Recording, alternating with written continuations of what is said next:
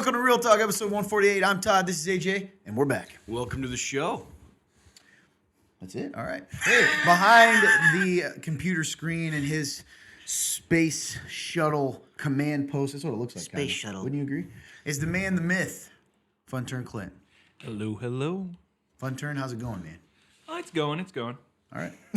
Listen, Had a great time before the show.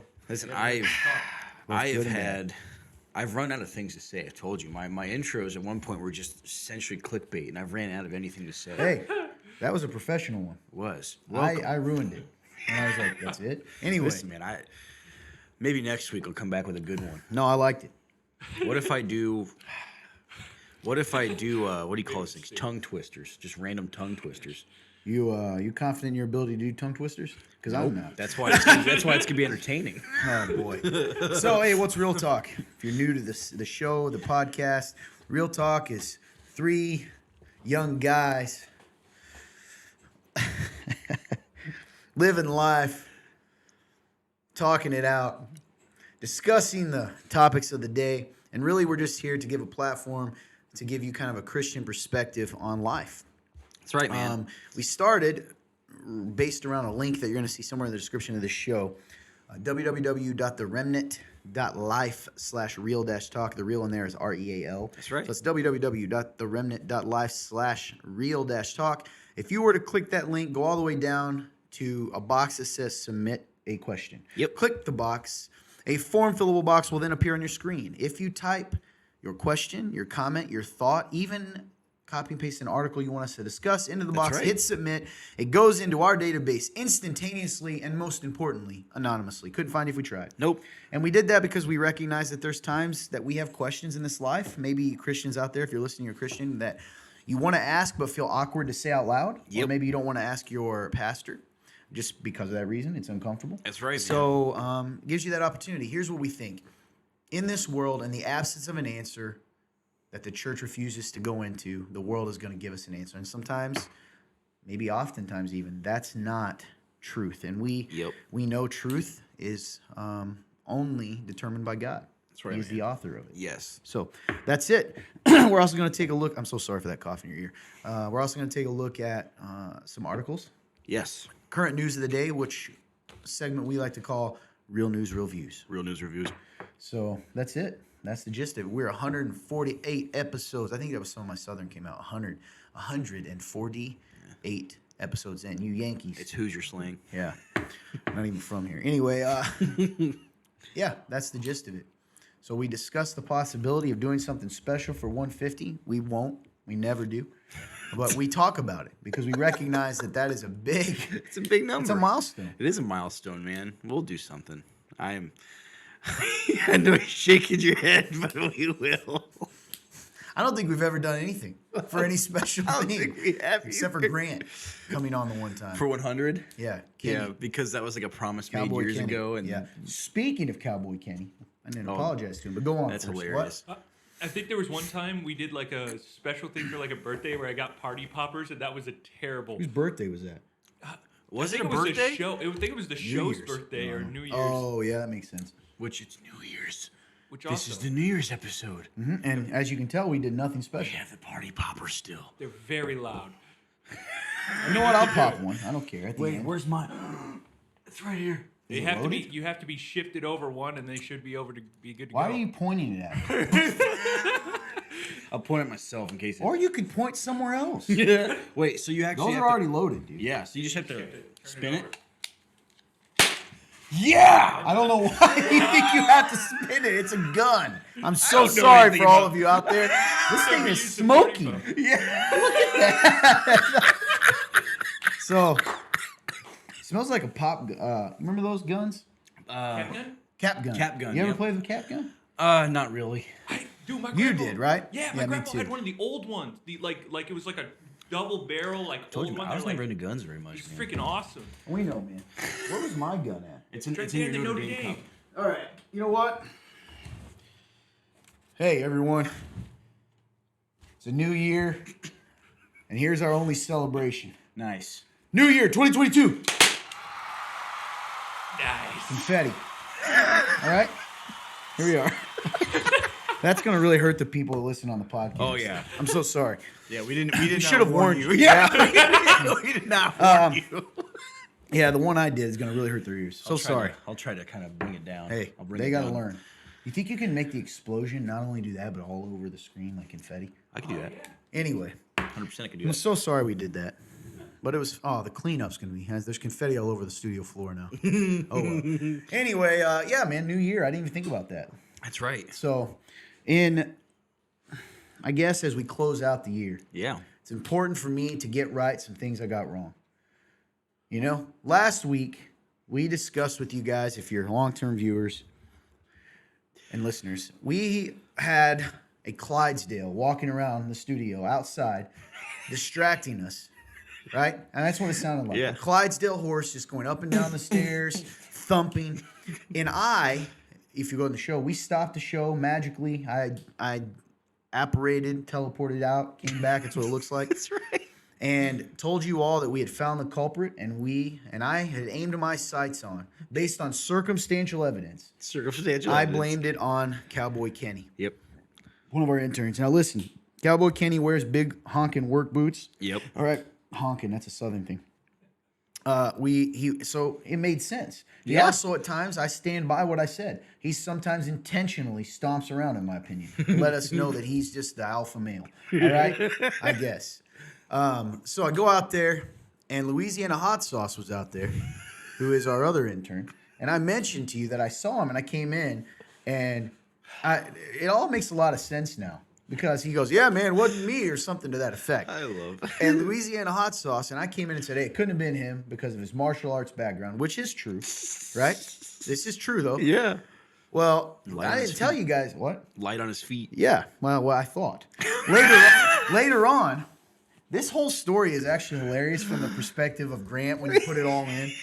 So Cowboy Kenny texts us in the midst of the show, which I didn't answer, and says, did you guys need something? Because I had been yelling for him when I went out.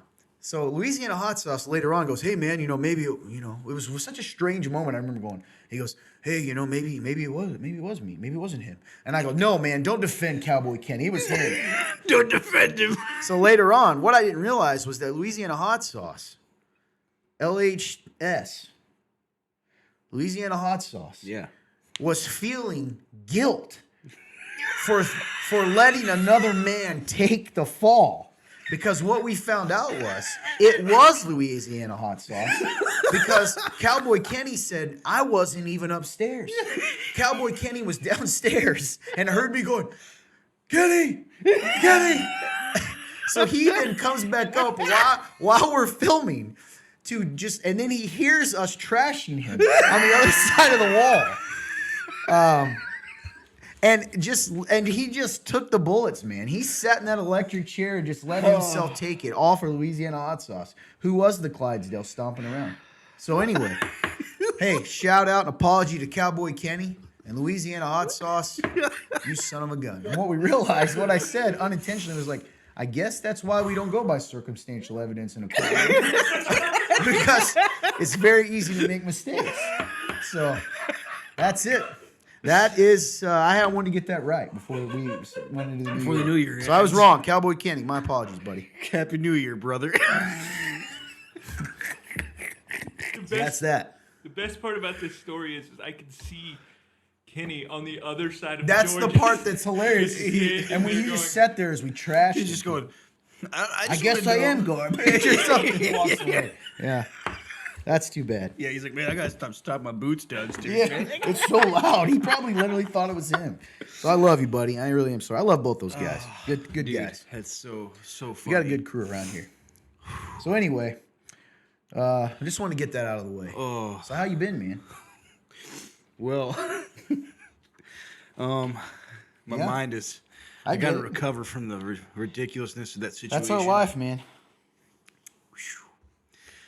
So, I'm doing pretty solid, man. One thing I always like to kind of start these things with like what I'm trying like what is going on in life where I'm trying to learn, because I always want to be, this is real talk, so I don't want to just be like, oh, I'm good and move on, because that's not always the case. So like overall, I know for a while there I was in a really weird place. Someone would even say like I was in a dark place. And I can confidently say that I've come out of that. I think that I am way more like myself than I have been in a long time. The only thing that is kind of hard right now, is that I have to now that I've gotten out of that what I consider a hole, like that darkness. I've climbed out of that hole. Now I can look around and see what was going on while I was down there. So now Yeah. um so now it's like, oh wow. And that can be overwhelming. And so like one of those things is having to,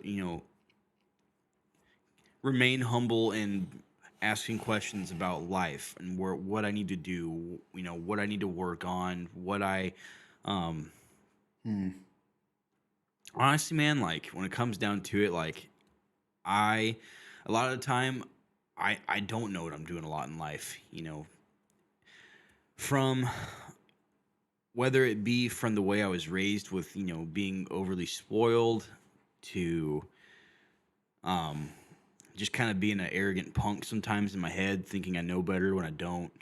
Or even to times where I just never learned. Like, it kind of goes in what feels like almost all directions. So for me, even though I've been taught the past 4 or 5 years now, I think almost 6 now, 5 or 6 now, is that it's like it's flipping that mentality. And sometimes it's funny, man, because I feel like that mentality goes in seasons, which is so unfortunate, because to me it shows my lack of faith. But Convicting, man. but it just, I don't know, man, it is convicting, because I know I've had moments of where I've been able to humble myself to ask the questions that I need to ask to be better, whether that be character or whether that just be like a fact of life, anything. I've been back and forth in seasons of being willing to ask questions, and then times where I'm not, and it flips. And so, when I am in a place, which lately I think I have been, is I haven't been asking questions, and I haven't been taking that stuff as serious. It is convicting when you see it, because you realize, like, man, you've been told the truth for so long and you still don't do it. So that is, that's the reality, I think, of where I'm at, is like, okay, like, gotta get back to that humility of asking questions, even if it makes you sound stupid, or if it makes you sound like, man, like, how are you that old but you don't know, or whatever the excuse in my head is that at the time. So yeah, that's where I'm at, which is funny though, because where I was previously, that probably would have felt like it like wrecked my world.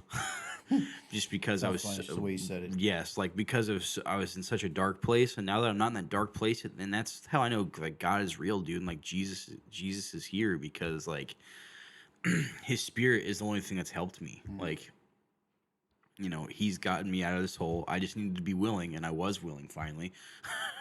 And he helped me get out of there. And now that I'm back up and I'm looking around, seeing all this and getting overwhelmed, it's like I'm not back in the hole, but it's almost like I'm inching. I'm like, oh. And he's going, no, don't do that. Just be willing. So now that now that I was willing to get out of that hole, now I have to be willing to take a look around, and now I have to start walking again. Oof. So Dude, that's kind of crazy, like, way to say it, actually. yeah, and that's kind of how I feel. Like, it's like I'm just back to that ground level again, So I dipped down, climbed back out from His grace and His power, not my own. And now I have to look around and go, okay, what's happened since I've been down here? And I have to go, okay, just got to be willing now, which I haven't been lately, which is convicting. So, but it's funny, like I said earlier, like. But it's funny because it's not like I'm not in a bad place because I realize this. It's more like, okay, like, got to humble yourself and just do it now. You have to walk, and sometimes walking means you have to have others carry you. Dude, I really like that. And the Bible says that in Galatians 6:2, carry each other's burdens. And in this way, you fulfill the law of Christ. You want to fulfill Christ's call for you guys, you need to help each other. You're right. Imagine. So that's really a powerful way that you said that. Yes, because I guess the way I just envisioned it is like, imagine Imagine a man who has been stuck in, say, a literal cave for months, has barely eaten, hardly any water, hardly surviving, and he finally finds his way out. And there's people there. Why on earth would he try to walk himself to the hospital or wherever he needs to go? People would immediately come and pick him up and carry him there. And that's kind of how I'm looking at this. Like, just because I've gotten out of that hole doesn't mean I am healed entirely. Like, I can't just jump up and like, all right, full speed ahead. Like, that's not how that works, man. Like, That's true. I need people to help, but I have to be willing to have them help me. So, yeah, I'd say that's probably it's a good little general. Yeah, man, that's pretty powerful. Thank you. And I don't know. I hope that can help anybody else who might feel the same, because I know that's one of my biggest struggles. So, yeah. It's pretty powerful stuff. Fun turn. You look like you might have something to say about it. Oh, I was just thinking about it's funny how my mind goes to different places. Because I don't know if I've ever read Galatians. Ironically, It's a good one. but it took me back to, I think it's Proverbs, where it was iron sharpens iron. You can't do it like, and I was like, makes more sense now when you put it in that kind, like just like a weird connection formed in my mind. I was like, Yeah, man. I mean, I always took it as like we need to be with each other and we need to do it, but it also goes back to that, because if you don't have somebody else, you can't sharpen a sword. Like a sword can't sharpen itself. Mm-hmm. That's good. So That's right. at the end of the day, we need somebody else there to help sharpen us, especially after you've been in that cave. It's funny. I nearly sent something super. I talk in a way of a writer, but every once in a while, and I had this picture come to my mind. It's like a sword's been sitting in a dusty old blacksmith shop that's decrepit and ran down for a long time. And if it's been sitting there and it's collecting rust, like you just said, like the cave analogy, if it's been sitting there now, it's dull and it's rusty and it hasn't been oiled in a while, and that sword's just sitting there, of course you're going to need somebody to come in, pick up the sword, and clean it off, sharpen it again, or re-oil it, get the sheath, make another sheath for it. Otherwise, like, of course you're not going to be as confident. You're not going to be that thing. I wouldn't want to take that rusty old sword into battle, honestly. No. That'd be terrifying. It's funny how... It's also funny how we went completely different things. I straight went into war and battle, and then you guys were like, carry each other's burdens, brothers. No, that's funny, because I was going to say, I think it's funny how you guys are like relate things like swords and battle. I'm like, a guy comes out of a cave and he's about dead. Makes sense. It's just funny to me. But yeah, it's good stuff, man. It's true. I just appreciate how real you've been lately, man. I think it's good for people to hear that stuff. Oh, thanks, dude. I appreciate that. Yeah, because that's real life. It's this, faith is a journey, man. And journeyman. Nice. So hopefully that encourages some people out there. Sometimes I think, I like what you said a lot. It's a powerful statement. Sometimes we need help getting carried along that journey. You do. And God knew that.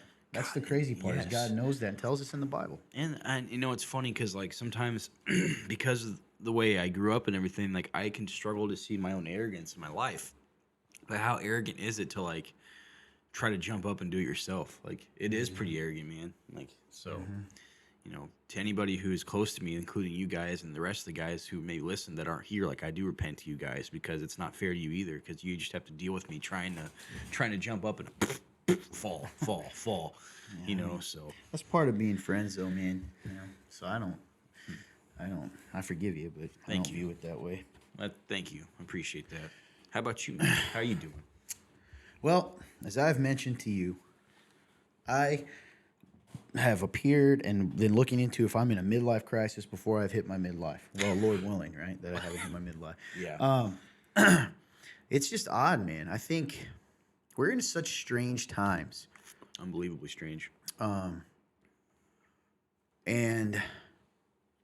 I kind of shared this, I think it was the last week with our worship team and media team, this idea of like the insanity.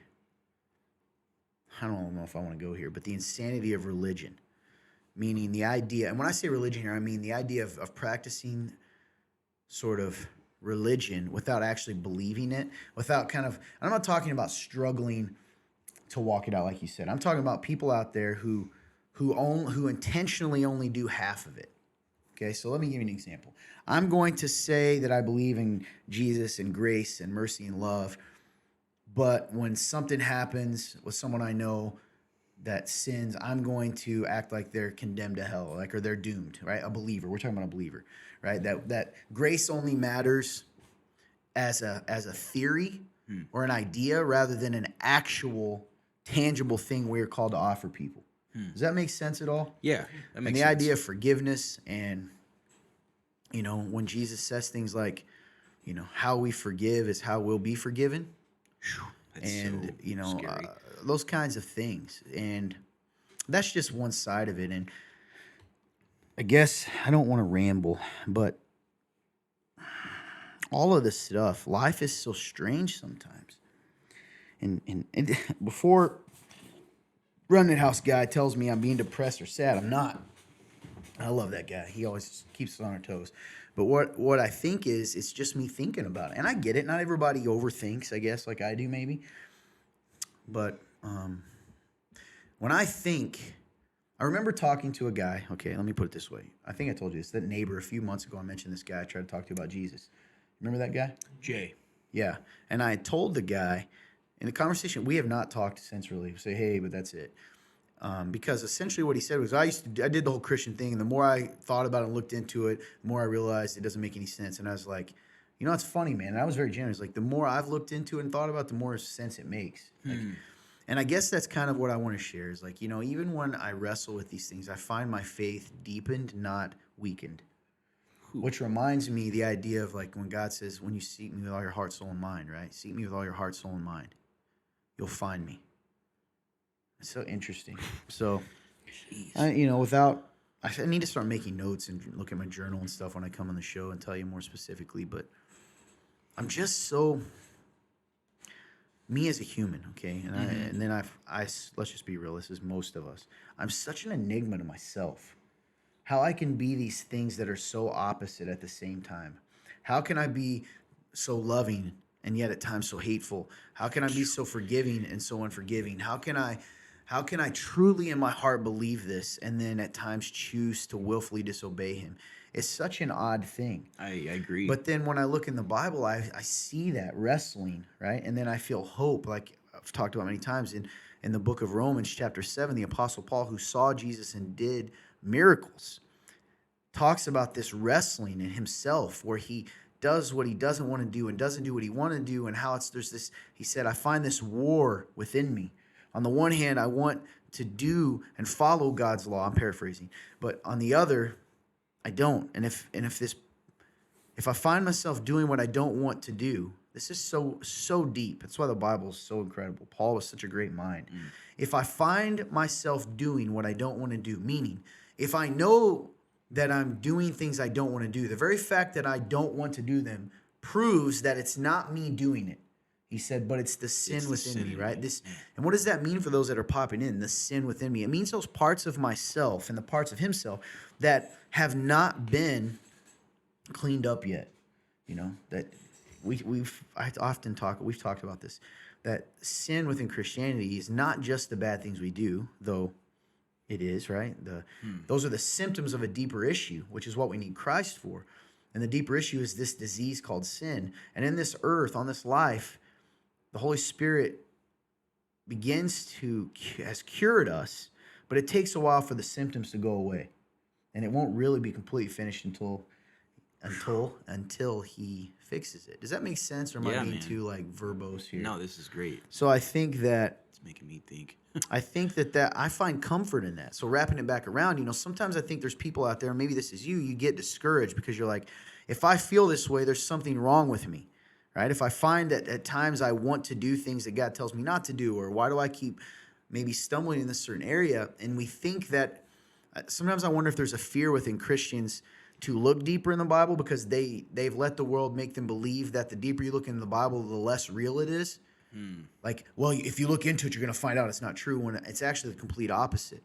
The deeper you go down this rabbit hole, this truth, the more life makes sense. Man. Does that Yes. make sense? No pun intended.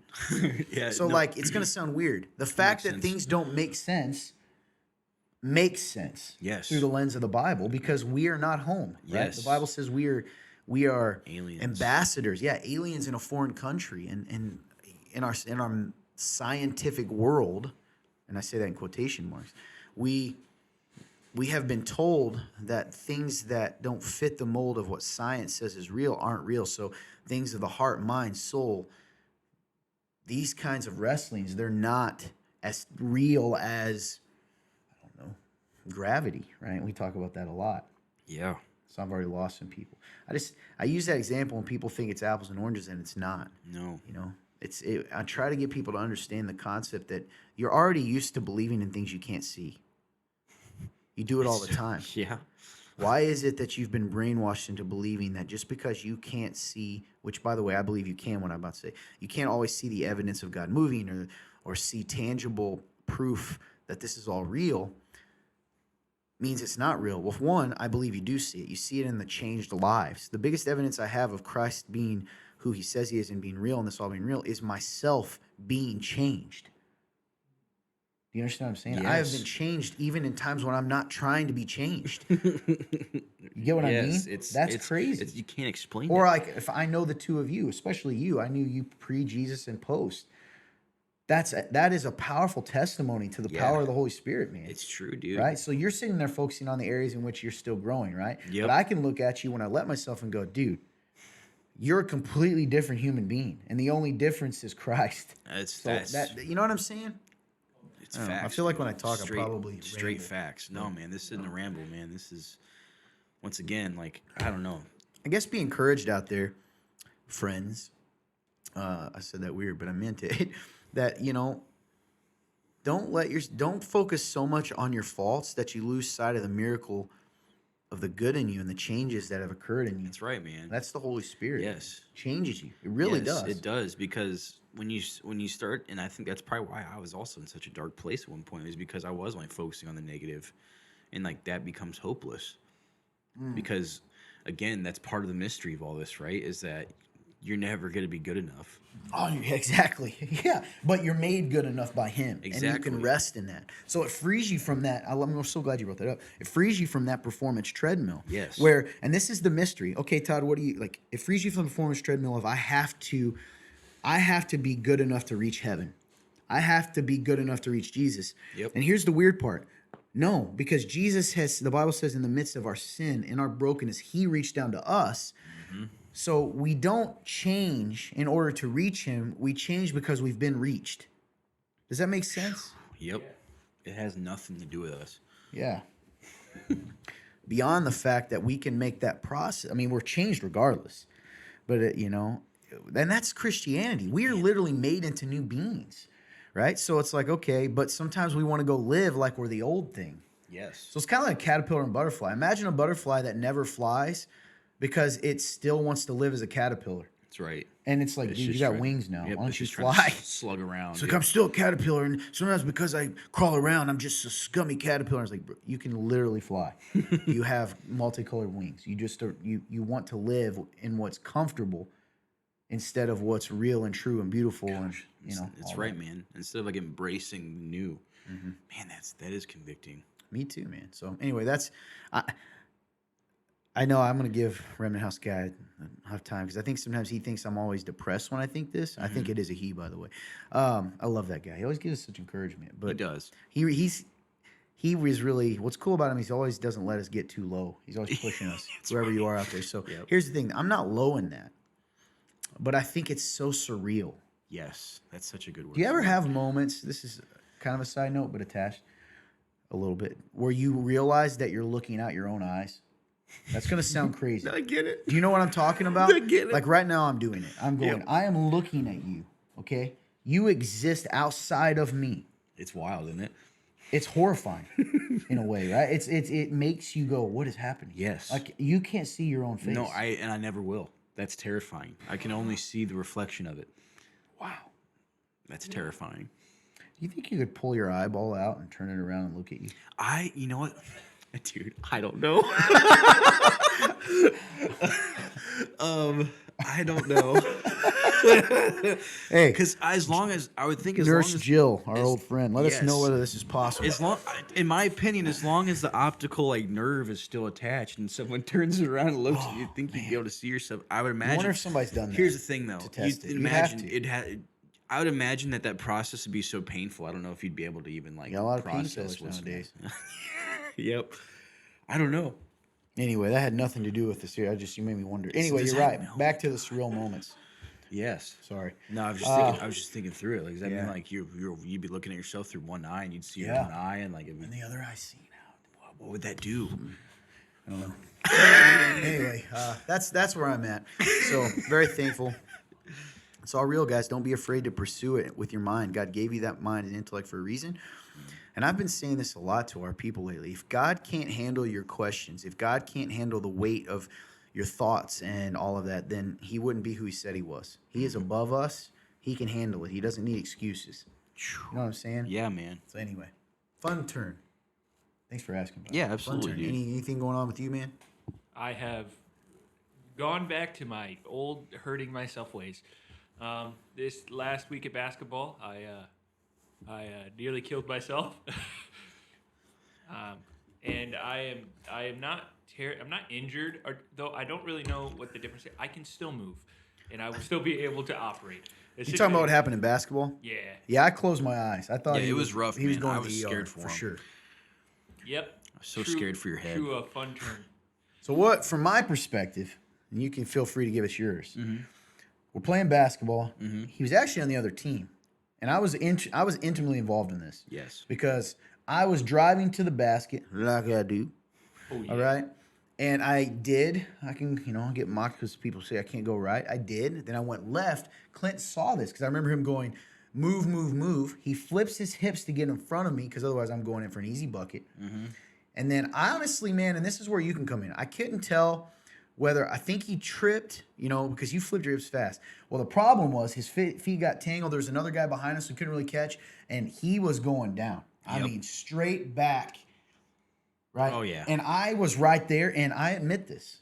It was I couldn't save him.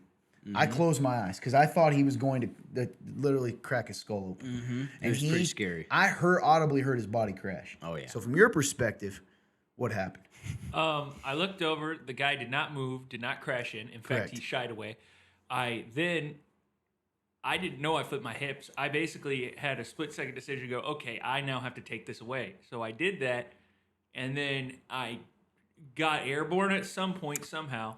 And then my feet were completely caught on each other. Literally, Yeah, went that's one what in it front was. of the other. Yep, that's what I saw in my And head. then I went, and I just couldn't move them. And I was up in the air, and I went, I'm going down. Like, I knew. Like, and then my body, I still remember And you my were body. moving, dude. That's the problem, too. It wasn't just you fell. He had been moving in a fast manner to get backwards. Oh, yeah. And I remember my upper body, like, curled in, and I hit the ground, but, oh, dude. And then I also felt not only just, like, adrenaline, but a slight bit of rage because I don't like feeling hurt or falling. Yeah, I don't blame you. So I got up pretty fast. Everybody's like, you okay? And I was Dude, like, I was worried. I was. Were you in on that game? No, I was right there though. I was like, Oh, I was watching? out watching. Oh, yeah. And so when I saw him go down, I was like, oh no. It was bad, wasn't it? And I was like, not the head. And it looked like your head whipped back a little bit, but I don't know think if his he head tucked. hit. Yeah, I you think, didn't hit your head, right? no. which Yeah, is dude, wild. I mean, miraculous because this basketball court is not hardwood. It is like a cement essentially. Which is It's a terrifying. place we play, like covered with like these strange thin tiles. Really, I don't know how to describe it, or like Yeah. I don't even know what you would call that. Almost Me like either. linoleum, kind of the thicker. Linoleum. I like that word, whatever it is. Anyway, what ended up being injured? My elbow is like really bruised and hurt. Dude. I think I have given myself minor whiplash on my neck somehow. You whipped pretty bad. I was worried. I'm really glad you can tuck because we Yeah, were talking me about our too. friend Brandon who he doesn't know how to do that, and he's gotten multiple concussions from Never his wrestle, head just Brandon. bashing. Anyway, Yeah. No, that's pretty much it. My back hasn't felt the greatest, but it hasn't been too bad. Isn't And your then my knee pretty bad? Yeah, Yeah, my right knee. So my left knee, I have vucrose veins on my left leg. because varicose. of- But I like varicose. Vucrose better. Oh, yeah. Anyway, go on. Mine's sucrose. Which is sugar. Go on. So- On my left knee, so my left leg is pretty much the knee and the ankle are always swollen to some sort of degree. And that's been recent. That's been this year. I went to the doctor. They're like, Was that yeah, the thing this I is have too? genetic. And I went, oh No, boy. we looked into And then my right knee is now acting a fool a little bit. It's been sore. It's pretty bruised, Yeah. to be fair. Yeah. So, Yeah, it was. Yeah, dude, it was a scary fall, man. I was worried. And then, true to my fashion, I got up afterwards and tried to shake it off immediately. To Todd looking at me, going, "You sure you okay, buddy?" Yeah, I'm like, dude, it was. I think I'm good. That was oof, yeah. that was rough. So anyway, well, I'm glad you're okay, man. Me It was too. scary. Yeah, I'm glad I'm okay too. I didn't realize how scary it was until everybody was looking at me like, "You okay? You okay?" Yeah, Had dude, those you went eyes of down. like, that was bad. Well, thank God, because I really was scared. Me I too. thought for sure we were going to have to call the ER. Thank you for sharing that. Other than your agonizing pain, things okay? Yeah, for the most part, I guess you're dealing with midlife crisis. I'm dealing with the crisis of I should have graduated from college, and this Early is life crisis? Quarter life. yeah. Quarter life. Basically. Nice. Hey. This started back when we were playing flag. Well, they were playing. I was keeping stats. And I still have all the stats. Sorry. Go on. You had a, Had a Clintism. yep, and it was, you heard that, right? Yeah. I Go skipped on. a letter, didn't I? Yeah. Oh, well, Yeah, that's a- you did. Go on. I should have let it go and been a professional, but that was a bad one. Oh, yeah. We get edited, we get shadow banned all the time. Yeah, we And this should is going to be a probably put that literal in. accident. Hey, I can bleep it. Anyway, go on. really should. You probably should. The bleep will be hilarious. You probably ought to anyway. bleep that. I Anyway, can do that. go ahead. Make a You note guys if you were can. playing Can you make it- flag. And That'll I be even was funnier when he doing says it stats. right. Go ahead. Yeah. And I met somebody It's that the I went world to we live school with. She was there. Found out Yeah, that she I was. Oh, I remember remember that. this Me too. too. This was the team that tried to fight me. Yep. Yeah. He didn't come back and play. No, We faced weird. him again, and she also didn't come. But it was a very interesting Guess he thing. wasn't all state. Oh yeah, definitely not. He also got injured that Got game. him. Found out. Yeah, trying either way. to. Anyway. Oh, man, That led me big down the mistake rabbit here. hole of just looking into people from my life because I talked with her a little bit and she's like, oh, I'm in college, I'm going through all this, and I went, I didn't go to college, and then realizing that like, oh yeah, I didn't go to college, and then looking at my life, and then I looked around and like I wasn't super close with these people, but I knew them and they knew me, Mm-hmm. and looking around seeing like a ridiculous amount of people from my class became entrepreneurs, and then there's people who did crazy things, and like I see all this like You strange mean crazy success. things like helping a web series show and podcast grow and reach thousands of people? yeah. I think 17 countries. 30 some states, maybe more now. Yeah. But you're right, man. You haven't done anything.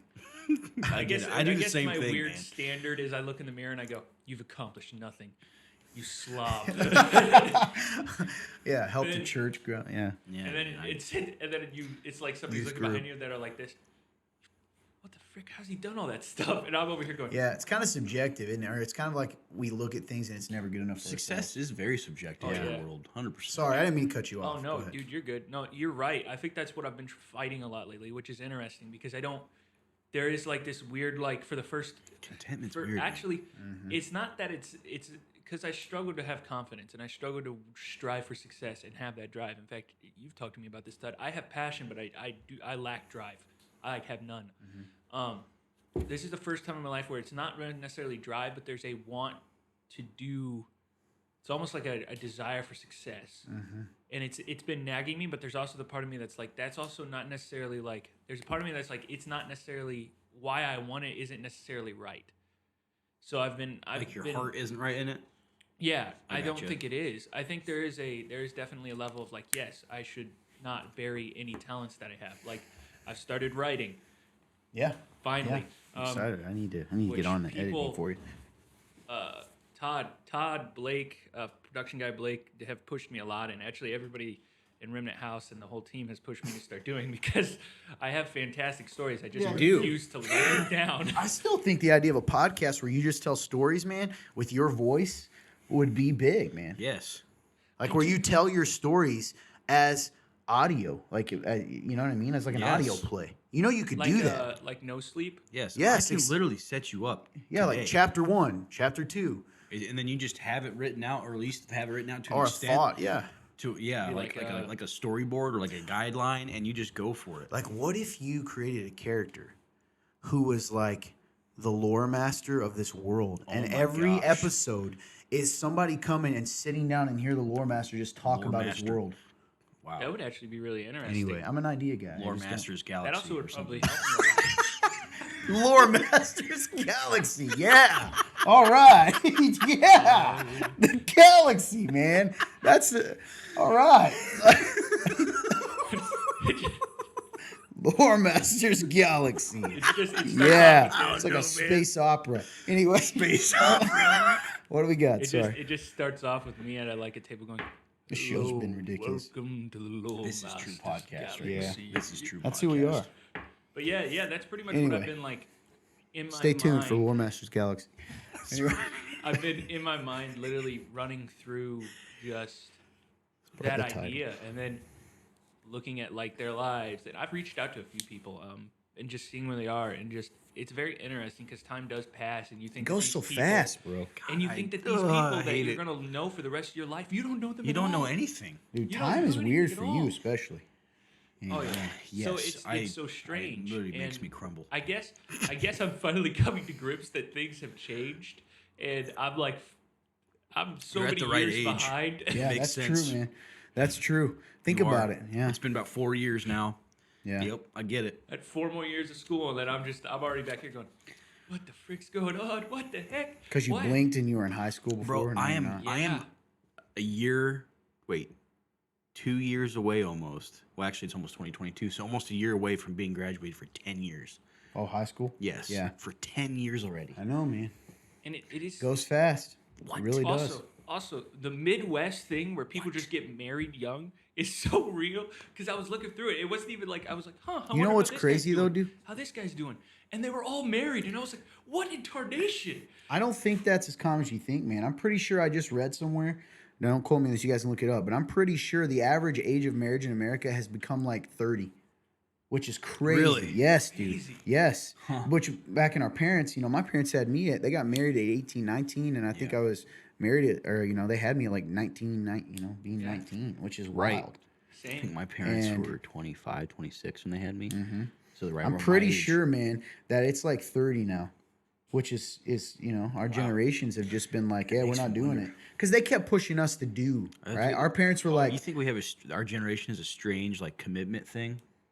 yeah, I think that's a great question. I think part of it is our parents wanted us to do stuff like remember the Yes, push go for live. college, Go yeah. live, So that's yes. the one thing. The other thing is, what did you say? Because it reminded me. You said, do we have a what? Commitment issue? Gosh dang it. Yeah, so that's what I think. However, interestingly, I saw that for I think the first time that, and again, I need to start putting this stuff down. I'm pretty sure, look this up, but something to do with we are having like a negative birth rate, meaning like in America, we're not having kids. Like kids are like, think about it. How many people by my age, my parents had 3 kids, like shoot, 12 and under or something like that, right? That's fair. And right now, how many of your friends have 3 kids? None. None. I don't think. Bro, none. I don't think I have a single friend that has 3 kids. My brother. Now, don't I take think that any of back. them That's have not kids. true. I'm sure I do. But they're not the majority. Do you know what I mean? right. Oh, no. Except I can think. Clearly, I can have think friends of- that do. I think I can. Right. I have one. I can think of one friend from like high school. He just had a second. My sister has 3 kids. Mm-hmm. So there's, but not, 3 just always seemed like the number, right? Your family's 3. I had 3. Mm-hmm. You have 2, but still. Yep. It's just interesting, man. The It generation is interesting. thing. Well, dude, I also wonder if this has anything to do with the divorce rate. A lot of people coming from divorced homes. And yes, terrified good call. that it's not so, going to work out. Kids of divorced parents, maybe they were gun shy. Goes to your commitment thing. Yeah, like my brother, for example, he is. See, I'm 20, about to be 27, so he'll be 31. He doesn't have kids.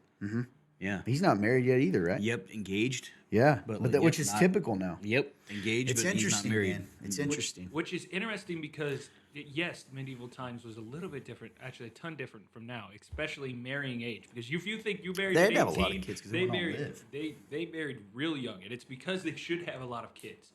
Well, because not all of them would survive. Exactly, and it was so based on having an heir. Even in the 1940s, remember, even for the draft. Well, even now, I have that thought of like I want an heir. Right. Like Want the when I think bloodline. about it, right? Yeah. Don't you Want the think? bloodline to continue. Yeah. I want a boy. Yeah. So, anyway, it's an interesting day, man. When- I mean, interesting, like meaning the days of our lives. Right Yes. now. Days of our lives. Soap opera. Yeah. My mom watched that. Mine too. But funny thing about the difference between me These and are you the guys days is of our I am more than content with having a daughter, and maybe that's just because I grew up with my brother. The irony of him saying. Oh yes. No, I just no, 100%. we'll go to that later. But you guys would just, unlike you guys, I'm completely content. Go on. I do not. Yeah. Well, here's the other thing. I know how You're gray lazy boys to do. are. So like I have this ideology that I'm going to be like, this is Nice. going to be payback. Yeah. This is going to be sweet payback. I'm going to have a son, and he's going to do all the things I did. Shadow Gray. Yep. Dude, I think it's I hope cool. you name your kid Shadow. 100%. I would name my son that. I'm gonna name my now, kid do I think there will Bartholomew. be Are a you lot really? of? Oh, I was like, wow, all right. I also Bartholomew. I also wonder if that would necessarily set him up to be like a You little bit evil. Huh? Nicholas Yule. I mean, Nicholas Yule Knoll. Did Pure think my last Christmas. name was Yule? No. Yes. It's the Yule log. We're losing it today. Anyway, so What a great one. yeah. No, I'm with you, man. Shifting gears real quick. I have a couple Yeah. things to bring up. And that shifting gears is this. As of lately, we have been watching a Netflix show called Midnight Mass. Oh, dude, I didn't know you were gonna go into this. I'm so Now excited. listen, before I go on about this, and you're gonna see why this fits into this, because I'm gonna tell you guys right now, this show is not for everyone. Okay, No. it is a horror show, but I wouldn't even really consider it that genre, because let me tell you why. Think about it. Is it really to scare you? It's more unsettling. It's to mess with your mind, yes, dude. yes. It's like a thriller. So I don't want to ruin everything. Psychological. Okay, there's a supernatural element, Yes. but it's based around this small island, and really kind of based around this small Catholic church on this island. And I'll just say this: this old priest leaves, very old, who'd been there for ever, Yep. and he is replaced. Suddenly, this young guy shows up who is replacing him for the short term, as Yep. far as we know. That's how it starts out. And what's the reason I'm bringing this show up is it has been very disturbing. And I want to get your thoughts. The show is very, very much, I want to tell everyone tell everyone why I'm bringing it up. It talks about the Bible all the time. Yes. And they quote the Bible. Oh yeah. I bet you there's 100 times they quote the Bible. It's constant. I mean, the guy literally it shows like like sermons, like little mini sermons. Yes. Yes. Now, what's unsettling is, it's kind of funny because Funturn actually said to me, he goes, they took that verse out of context, didn't they? And I said, oh yeah, absolutely. Because the specific one he referenced was one in Hebrews, in which it talks about essentially, I wish I could look it up, but we drink the blood of the Lamb, blah, blah, blah. And when you read that with no context to a bunch of people out in the world, and this is my problem, and I want to delve into this in a second. It is going to sound absolutely crazy, dark, evil, and excuse me. I'm really glad that I have a firm biblical foundation, because old Todd would have definitely watched this show, pre-save Todd, because he loves, you guys know, I like kind of scary movies, some supernatural stuff sometimes. Like Oh, yeah. the movies. I just like them because, honestly, a lot of times, I'll just be real. Everybody's like, why do you like those? I have an uncanny ability to guess the plot of a movie. This has been proven. Not guess it, to put it together. Yes. I've proven it many times. Todd Lock Holmes, that is what I am. Okay, I Oh, don't know yes. how to. This is the truth. Todd Lock Holmes is real. Thank you. And a lot of times with horror, even though I can figure out the basic plot, the way they do it is often so different because they're trying to surprise you, kind of, that it makes it fun to watch for me. Anyway, this show's really interesting because it has gotten me to think about my faith. And I can't. Maybe you'll remember this. There was another show we watched within the last 12 months, and it did the same thing to us. Made us think about our faith, and remember, it kind of challenged. I cannot remember this show, but I know that we talked about how man, that thing makes you think about. It was the one about the cult. Remember?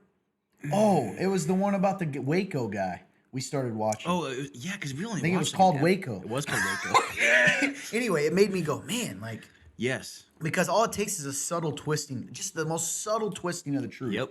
To lead you somewhere else. And it makes you, and I feel like this show tries to make you question, going back to Midnight Mass, tries to make you question your faith. And I ended up looking, I didn't tell you this, so I looked behind the background. Mike Flanagan's director's name. He does a lot. He's done The Haunting of Hill House, The Haunting of Bly Manor. He did some fairly bigger movie. I don't remember what it is. So and I think he's very talented. He tells a good story. Yes, very He talented. films in a very kind of, I don't know how to describe it. You're kind of an artsy guy, but it's very, how would you describe it? It's just so ominous. That's a good word. It's Very always kind of ominous. lurking. Yes, lurking is a great word for it. So, but I looked and it said that he grew up. He goes Midnight Mass. He wrote this, which makes it even more impressive. But it all makes sense now. I can't believe I didn't tell you guys this yesterday because I just looked into this. He was raised in what he called a very healthy Catholic home. Okay. And he said he read the Bible within the last few years himself, which is interesting that for that long. He's older. He's 40 something, right? Yeah. Older than even old Todd. He's in his 40s. So he said he read it for the first time and realized how dark and kind of evil and ominous. He said the scales fell off his eyes. Another biblical reference. Talking about. And anyway, so you can tell that it's his sort of rebellion against his faith. Interesting. Now, I wouldn't say that it necessarily paints Christianity as negative as some things we've seen. Oh, but no. it definitely does. And it's like, it's that idea of like the concept of God is cool, but the idea of the Bible and all that's a problem. Anyway, so I guess two things I'll bring up. One is really good movie as far as it's unsettling. Oh, it's so I unsettling. mean, there was one episode we talked about that's so macabre and disturbing that is still in my head. Dude, it is. Right? And it's not even gross. It's just No. disturbing. Yes. So it's not one of those like really like kind of vulgar Saw-like Yeah, movies. it's not gruesome. Yeah, but it's unsettling. Yeah. But also, I don't know if I wanted to bring this up. I guess one is it's good. It's good. Don't truly though. I'm not suggesting you watch this. Be obedient to your conscience if you're a Christian watching this. Yeah. If you're a non-Christian who's watching this show today and you watch Midnight Mass, then you'll know what I mean. And I guess also I encourage you to not necessarily take everything it's saying as though the Bible directly says that. For instance, there's this one character, this female kind of religious lady who is constantly twisting scripture. Yeah. But she has it on the tip of her tongue that it sounds so convincing. Yeah, she's But just- if you know the truth, it's very creepy. So what does it mean out of context? It means quoting the Bible like a snippet of a sentence or a verse without the whole context that gives it a completely different meaning. Yep. Right? Yep. So anyway, I want to bring that up. That's a great movie, kind of twist, but also get your guys' thoughts if it's just me. Have you had thoughts about this show just in your day-to-day life and some of the themes or not? Because I feel like I'm one of those guys that stuff will like make me think, which is part of the reason I probably like them too. I've had some thoughts. Have you randomly? Yeah, man. Like Yeah. I've thought about like it's made me think of how easy people will just accept things for what they are. Like they just without questioning. Well, they'll accept what someone tells them even. Yes. It is. That's a great point. A great theme in that too is where people will go and how little it takes, how subtle a twist it takes for people to go down a dark road. And the ignorance. Like the ignorance really of people and their faith. Like again, I don't want to give anything away, but like yeah, because it could. Yeah, good point. just like what they're willing to accept as the truth despite no evidence for that being the truth. That's really good. Just Yeah. because someone who quotes something, like they don't ever go look for it themselves in the show. They just go, "Yeah, you're right. That's what it says." So Even the lady you're talking about, like she can come off as a person who's like she knows the truth, but like even like the things she does or like she's one of the most evil people. She is the most evil one in my opinion in the entire show. it's crazy. Which isn't that interesting that he makes the most evil person in the show the one who quotes the Bible the most? Of course. Because she does, easily. even more than the priest. So very, very interesting. Because the priest still comes across as a sympathetic character, almost in his way. He's misguided, whereas I think she's intentional when she twists it. Do you think that? Wouldn't you get the feeling? Both are bad. It's so but you funny get you the bring that feeling up. he's sort of misguided. Yes, the because difference- I've almost like even now almost like this guy has a good heart. It feels like I think he does. But in the comparison to Jesus, right? Yeah. And that's the other thing. We could go a deep dive into that as far as like what it even shows about what we're willing to accept about ourselves. It's almost Anyway, it's just interesting. Yes. for your people out there that play D&D. It's almost Todd brought this up. The lady is straight chaotic evil, and it's almost like It's true. It's just priest- funny that people are like, what's he talking about? this Chaotic priest evil. What is this? probably lawful evil or lawful neutral. Character alignment. Yeah. Look it up. It's very interesting. Yeah. So I don't know. I just wanted to bring that up. That I've really enjoyed that. It's something we've bonded over as a group of guys. At times, we've watched certain shows, Yeah, man. and it's funny that we tend to watch shows that are deeper. You ever Yes. notice that? Like the ones we all get into. Oh, yeah. The guys, meaning the interns, me, all these like Remnant House type guys. That's what we tend to get into. Yeah, man. And I hesitate to bring it up because I don't want someone out there watching and then going and watching a show that's going to mess with their own faith. Truly be. Be The mindful. Apostle Paul talks about that. We need to be obedient to the Spirit's prompting Yeah. in our hearts. Some people can do certain things other people can't. Agreed. And it's okay. Because, the things that are more gray. For instance, we talk about alcohol. Drinking alcohol in and of itself isn't sinful, but some of us may not really drink it at all because the Holy Spirit knows we can't handle that. That's right. Just interesting, man. Interesting thing. Dude, I agree, man. And, I guess I'll leave you with this, some of you out there listening. How easily is your faith shaken? Because I'm telling you right now, if I did not have the foundation I have, wouldn't that show be, okay, this is kind of deep. Wouldn't it be the woman who's twisting scripture? Wouldn't at the end of the day you walk away believing that's what it actually says, the Bible? Right, yeah, because You have no reason not to. Exactly. You have no reason not to. You're just gonna and this is this is interesting because it makes you think about even like what's going on in the world today, that you're not willing to look into the actual source. It's a great point, man. I actually have some things to bring about that too. Yes, like you're not willing to look at the actual source. So someone, of course, would just take at face value what this woman has said about the Bible and think that's just what it says instead of actually going and looking. And then walk away and arrogantly say, oh, I know what it says. Right. I have friends who would 100% watch this movie, hear those, and then go around and tell people that they know what the Bible says based on this movie and what it said to them. It's wild. So, Dude, interesting. And this goes for anything, man. It can happen even in churches. Yeah. How often does it happen in church where someone will say something, no one goes and reads it themselves? how often know? is That's there so a true. church that's exactly like this? That's Now, creepy. not man. exactly the supernatural. No, way, I but get the other way. Yeah. Though, no. So, oh man, that's good though. I like that you brought that up because it did remind me of even like what's going on today, just even in the world. It's a symbol. I'll say this: if it was a few years ago, this would have messed with my faith, 100%. Would have messed with what I knew about the Bible, what I knew about this. Wow. But I get it. If you didn't know. Right. I also wasn't taught how to read the Bible really until I started coming here. Like I was taught to read the Bible, but that was it. Like you didn't get taught context or things like that. Study the Bible. Exactly. And that was a big step for me. Now I was taught like, hey, read the Bible. So, but that's what would have messed with me because I necessarily wouldn't have gone to go read and study the Bible to be like, Yep. and I wouldn't be as familiar as I am with it now. And even then, I'm still not. Again, I haven't read Galatians, Well, so I don't fully know everything. But like, I know I've read enough of the Bible to go, that doesn't sound right. Like that's not. What the heck is that? The creepy part is, I think one of the creepiest parts, like speaking like personally from the show, is some of the stuff he said. I'm like, that's good truth. Absolutely. The one little sermon he does, the Yes. first one is a really good sermon. I was sitting there going, wow.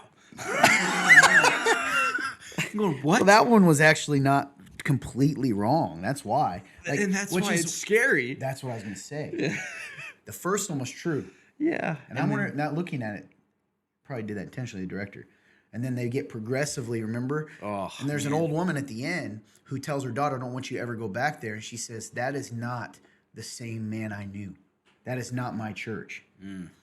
Right? So at the beginning, maybe you see, and as he kind of goes in this, well, you'll see. I don't want to ruin it. but- Exactly. Yeah. It's so, dude. Oh man, yeah. It's so scary. The truth that is.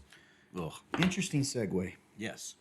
Sorry to keep doing this, but I have a lot No, of I interesting things. love it. Let's keep going. Let's keep moving. So this kind of goes with it. So this is sort of a real news, real views. Okay. And you and I both, we knew about this, but I wanted to bring this to the attention of people out there. Okay. This is an actual headline. Okay. So Officially. Moving into Reels News. Go back in time. Hey, Real News, Real Views, in which we give you the real news and our real views on it. Boom. Make your own views. All right, here we go. Make your own views. Headline. This is actually on the Daily Mail, which I think is interesting because it's kind of your pop news, right? Yeah, pop but culture it is. news. I didn't even see it on this. I saw something else. Okay. But however, here's the headline: NASA looks to the heavens for help. The agency enlisted 24 theologians to assess how the world would react to the discovery of alien life on distant planets and how it might change our perception of gods and creation. Going on, NASA enlisted 24 theologians to take part in its program, the Center for Theological Inquiry at Princeton University. The group assessed... It's a terrible typo. The group assessed how humans will react if alien life is found on other planets and how the discovery will impact our ideas of gods and creation. Dr. Andrew Davison, a priest and theologian at the University of Cambridge, with a doctorate in biochemistry from Oxford, is one of the theologians. And Davison believes, Andrew Davison, sorry if I said Dawson, Andrew Davison. Davison believes we're getting closer to finding life on other planets. The article goes on to say NASA is looking to the heavens. Well, I already told you that. It's described as the agency hired the 24 theologians at Princeton University in New Jersey. NASA gave a $1.1 million grant in order to do this. Holy cow. The Center for Theological the Center for Theological Inquiry, as we go on, it is called CTI. Okay. CTI is described as, quote, building bridges of understanding by convening theologians, scientists, scholars, and policymakers to think together and inform public thinking on global issues. Oh, wow. The program, which started in 2016, aimed to answer questions that have baffled us since the beginning. Man, this is a terrible... Whoever wrote this is terrible. There's begging. Since the beginning of time, such as, what is life? What does it mean to be alive? Where do we draw the line between the human and the alien? What are the possibilities for sentient life in other places? Now that NASA has 2 rovers on Mars, several probes orbiting Jupiter and Saturn, and I don't know if you've heard about this, and is set to launch the James Webb Telescope. You heard about this? Yeah, it broke. It already broke. Dude, it broke already. They dropped it. You're kidding me. Did it even get shot up there? Because they dropped it. Yeah. Okay, anyway. The James Webb Telescope tomorrow, well, that's funny now, that study galaxy, star, and planet formation in the universe. It seems the agency is hopeful it's on the right path discovering life outside of Earth, and it needs a little help from above to help those of us living below to understand if that happens. Now, I want to make sure that I'm talking about the right telescope, but I know that the people who were delivering this telescope dropped it, and they had to Google, see if the James Webb Telescope dropped. Yep. All right, while I'm doing that, James Webb with two B's. Davison wrote a book. Mm-hmm. He said the book notes the headline findings are that adherents of a range of religious traditions report they can take the idea in stride. Non-religious people also seem to overestimate the challenges that religious people would experience if faced with evidence of alien life. We've talked about this on the show. Mm-hmm. Studies and surveys have shown that U.S. Christians are less likely to believe life exists on other planets. But Davison is not the only believer who does not think the idea of extraterrestrials is impossible. Mm-hmm.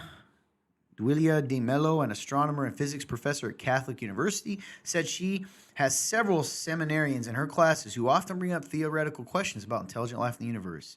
If we are products of creation, why wouldn't we have life evolving in other planets as well? There's nothing that says otherwise, she told the Washington Post in August. We've brought this up of why this is becoming such a big deal lately, and they're bringing this up. It's odd. In my opinion, the Vatican's chief astronomer, by the way, in 2008, says there's no conflict between believing in God and in the possibility of extraterrestrial brothers, perhaps more evolved than humans. In my opinion, this possibility of life on other planets exists, says Reverend Jose Gabriel Funes, a 45-year-old Jesuit priest who is the head of the Vatican Observatory and a scientific advisor to Pope Ben. Oh, this is an old article. Weird. Why did they just... So this James Webb has been out for a while then? Interesting. Because I just read this. Hey, anyway, what's interesting about this telescope, it's set to launch, or it's probably been launched. The telescope will be used to look... It's been described as a, quote, time machine that could unravel the secrets of our universe with distant objects emitting light from further back in time. The telescope will be used to look back to the first galaxies born in the early universe... Supposed to unravel mysteries of supermassive black holes, distant alien worlds, stellar explosions, dark matter, and more. Wow. Is that not crazy?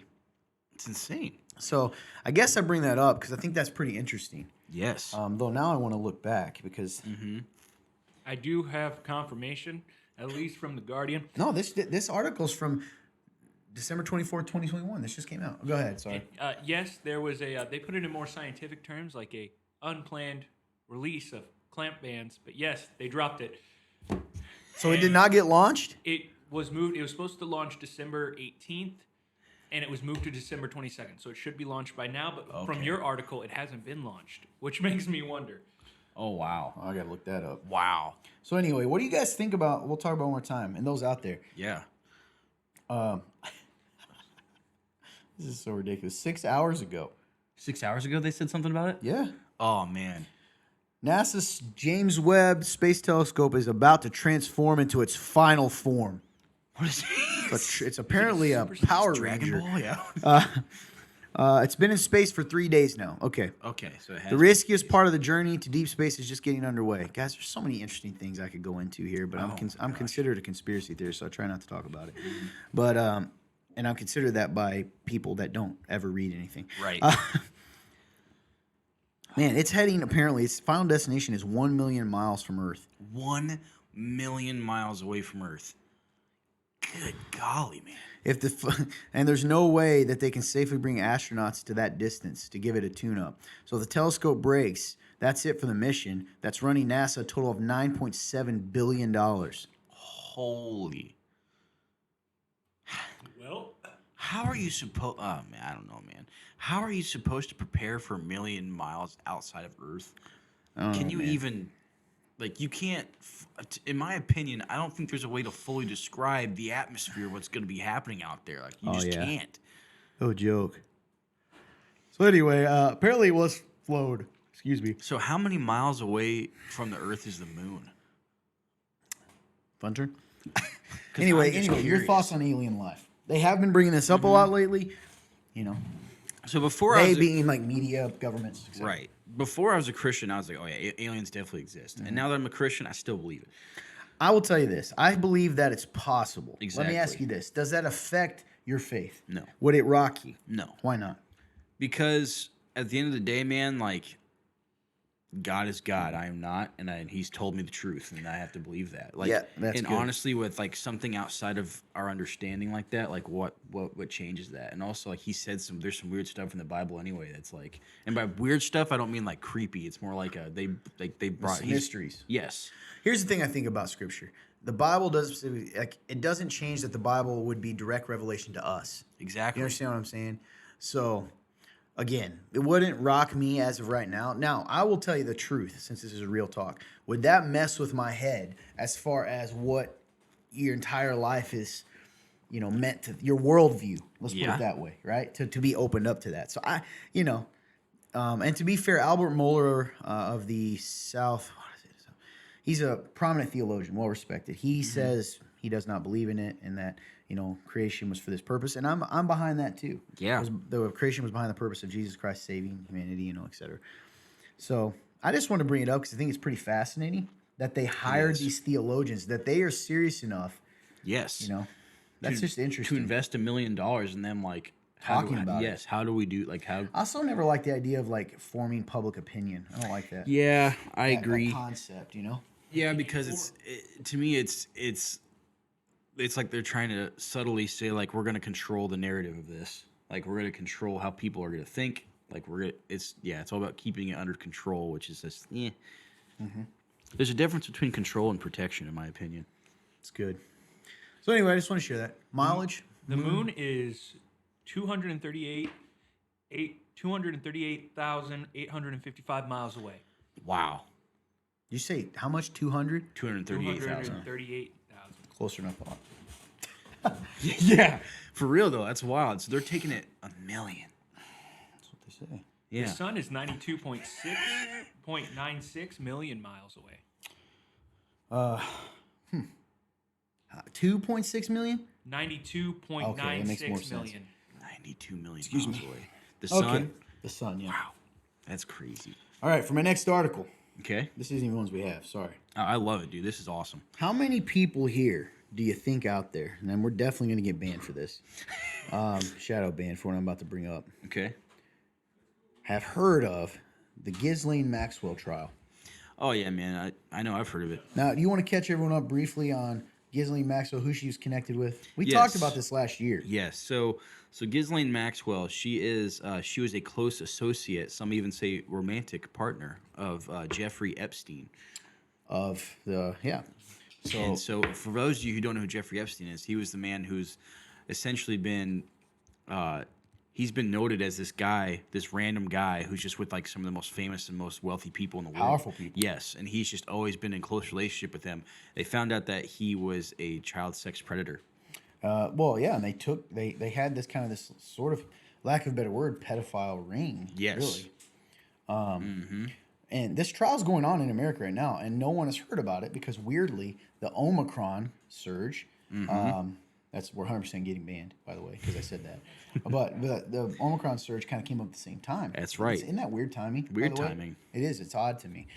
Things just seem to happen like that. Didn't that? You ever notice that? Like events seem to happen at the exact same time. So I want to kind of catch you guys up on this. So it's a really big deal because he had an island. And he had a plane that they called the Lolita Express. That's right, Now, the idea behind this is the accusation is Epstein, who has been known to had very famous people on this flight. Yes. Including, former President Bill Clinton, Prince Andrew of England. Yep. As far as like at least or associates of his. Yes. So, as you guys all know, Epstein. The official story is Epstein committed suicide and While he was in jail.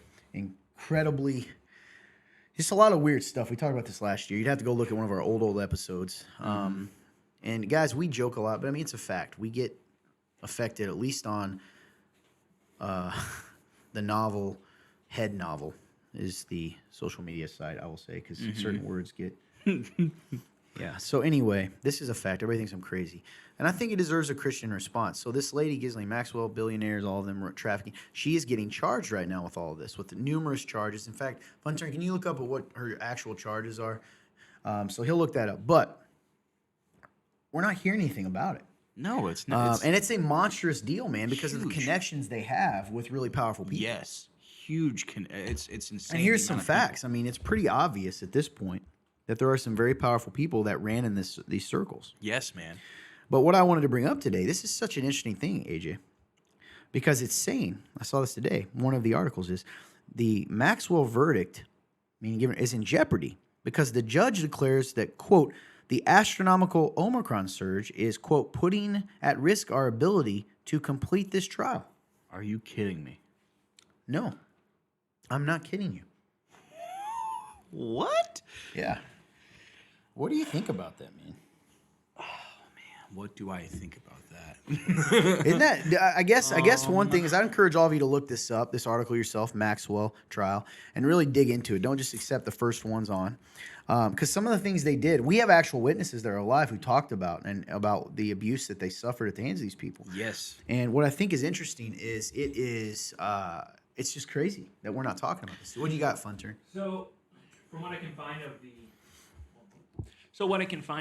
the beginning of all the counts that they're leveling right now is 6 trafficking of a minor counts, enticing a minor to travel and engage in criminal sexual activity, transporting of a minor with intent to engage in criminal sexual activity, and 3 counts of conspiracy. Yeah, so supposedly, those are pretty serious charges. Supposedly, there's a lot of fear among some powerful people because,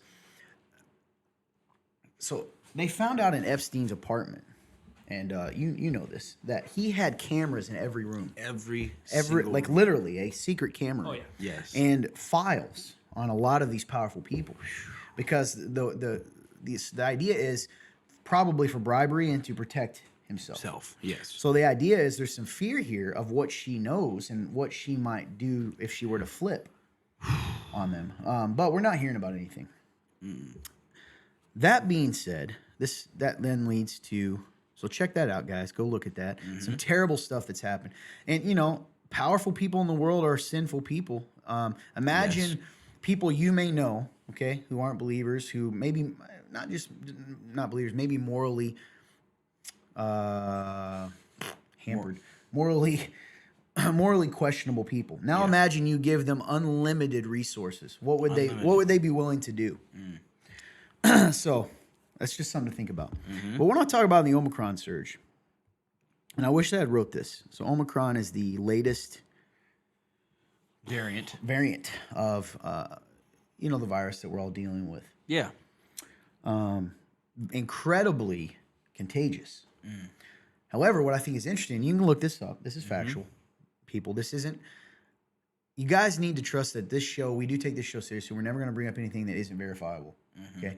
But one of the things, at least to us, and if something comes up that we later find it wasn't true, we always try to, admit that. Oh, yeah. We don't believe everything we read. However, the South African doctor/scientist who discovered the variant to begin with came out soon after it came and said, guys, the world started freaking out. She's like, this is not dangerous at all. Like, this is just, yes, it's very contagious, but it is like a minor cold. And yet, we are freaking out. Now, here's the strange thing. However, because I think it's important what I'm about to read. So she says there's this uncontrollable variant. President Biden recently came out and said, COVID is no longer a federal issue. This is to be dealt with in the states. Yep. Okay. And I wanted to tell you guys this. So we're talking about mandating this stuff, and it's just interesting. Do you guys want to hear the list of people who are exempt from vaccine mandates? Yeah, I'd love to.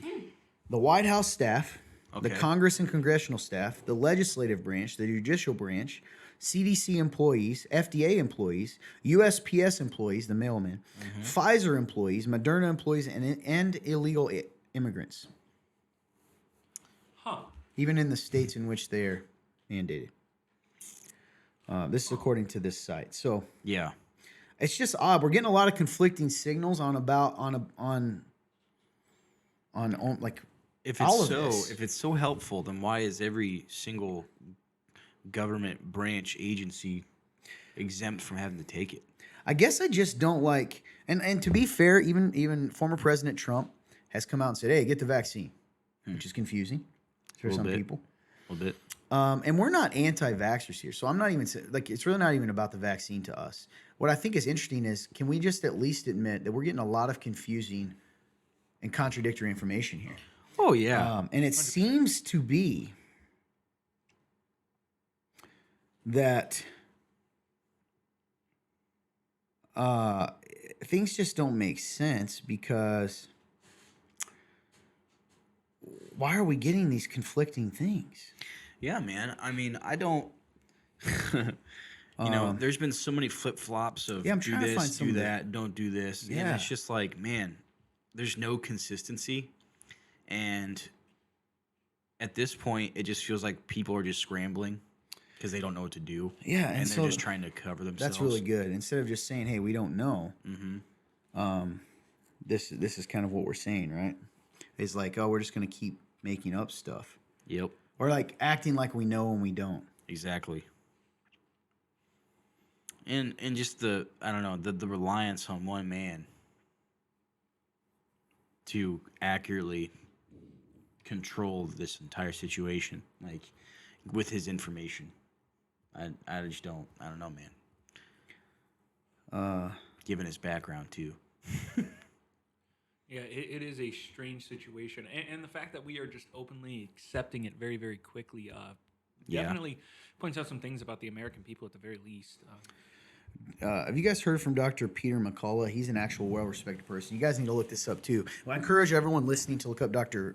Peter McCullough, legitimate doctor, foremost scholar, and he is continuing to point out that there's some concerns about everything going on. I got an article here that he shared. There's been 339 athlete cardiac arrests and serious issues, 193 dead after getting a shot Wow. that they were forced to get. That's like These are young, that's like healthy people. 30%. Yeah. Man. So it's just interesting, man. Again, I'm not a person that's going to tell you that It's not even really about the vaccine to me. I think that's a personal choice. Mm-hmm. But boy, I tell you what, it is. And We're just in such a crazy time right now. yes, and that is from, you said those are athletes, right? I mean, those Correct. are considered some of the healthiest people in the world, So Yeah, who didn't seem and to they're have. dying. exactly. So you have a few. You don't have very many options with that. These people are at peak physical condition, leaving. Most of them are getting told what their diets are by teams because they're competing on teams because they're our top tier of athletes. So they're at the peak of physical condition, eating an incredible diet, which is very clean. Right. I mean, their It's life made- is their yeah. life is dedicated to being the best possible shape you can be in. Mhm. Exactly. Running, doing everything every day. This is unprecedented. So even if you wanna sit back and go, oh, that's a conspiracy. No, literally take a second and step back and realize this is strange. Whether it's only a few options of what could be happening, and none of those options are good at all. It's wild. It could be somebody running around and helping them have heart attacks, or it could be this could be exactly what you see, and that should be concerning because these are at the top, the peak of their physical condition. They should not be running around and having heart attacks. No, I know one of the biggest soccer stars, like, retired because he had the same issue. Which is insane. Soccer is one of those sports you literally run nonstop.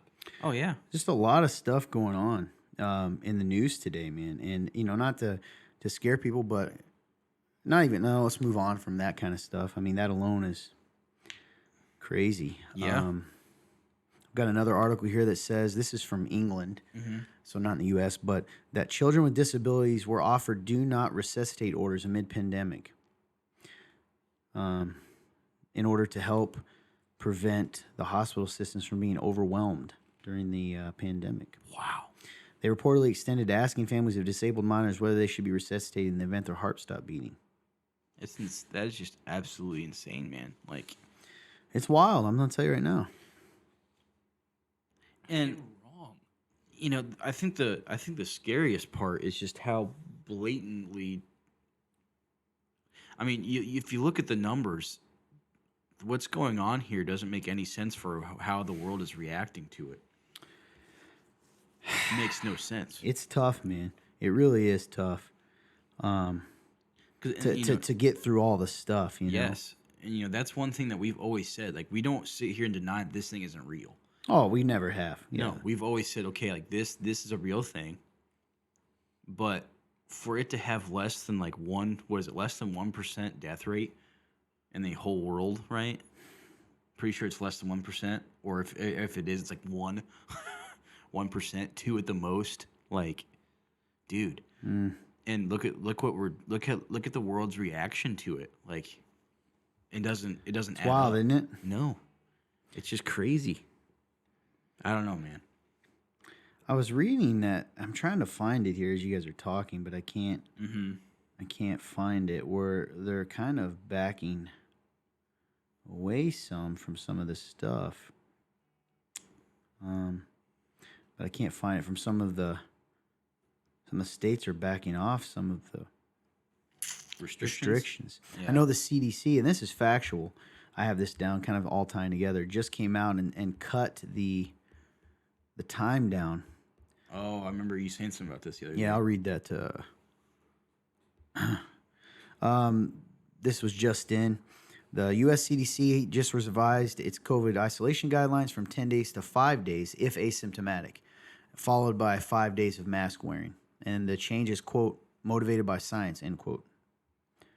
Motivated by science. Pretty interesting. Yeah, man. Like you said, we're just in a very odd time, very surreal time of like, what are the masses willing to accept before they start actually like Asking questioning? questions? Yes, Yeah. questioning things like Yeah. And you're allowed to, and I think we've got what's called virtue signaling now, which is like if we question this, that means we don't care about people who die. which is It's an not absolute true. ridiculous No, argument. it's unbelievable. But I think it's interesting. There's a lot going on. This is actual factual news. Biden tells governors there is, quote, no federal solution, end quote, on COVID, and it should be, quote, solved at the state level, end quote. So now we're kind of, which is interesting, that we're kind of past, and I like this. I'm a big fan of the federal government sort of handing, the rights to the states. Yes. As they should be. What I think is interesting is there's so many different, the states are becoming very, very different. We talked about this. If you were to come from New York City, right, just the city, and come to Indiana, it's going to feel like a different country right now. It probably will be. Probably, right? Right. Because of the restrictions. Yes. So, I don't know. Just interesting stuff. Guys, I really encourage you, know what's going on in your world. Yep. And let's keep praying for the world and the world leaders who have to make these really tough decisions because they need it. Oh, absolutely. And our country, churches, etc. So, just hopefully we didn't bore you guys too much. And I apologize for getting quiet for me. I was just trying to catch up, make sure I get you guys the stuff, the news, right? Right. A lot of crazy stuff going on, man. It is. We're still in some wild times. Oh yeah. I can't believe it's been almost 2 years.